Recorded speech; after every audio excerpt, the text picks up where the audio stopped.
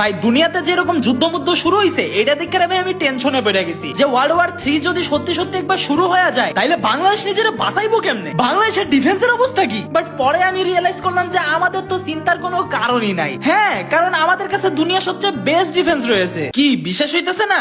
আমারও হইতেছে না। বাট চলো তোমাদেরকে আমাদের ডিফেন্সের সাথে পরিচয় করায় আনি।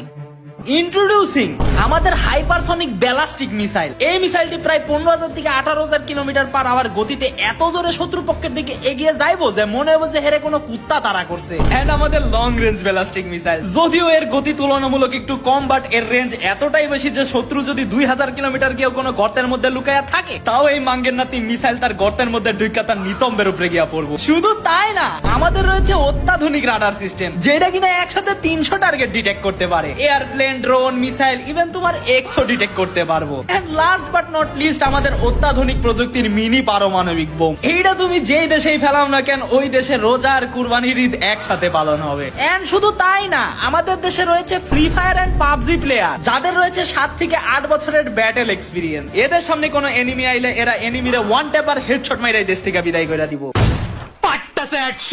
So we are completely safe. আমাদের চিন্তার কোনো কারণই নাই। নাকে সরিষার তেল দিয়া ঘুমাও। তোমরাও যদি এই বিষয়ে আমার সাথে এগ্রি করো তাইলে রে ভাই আমারে কমেন্টে জানাও। আর এরকম মাইন্ড ব্লোয়িং ইনফরমেটিভ ভিডিওর জন্য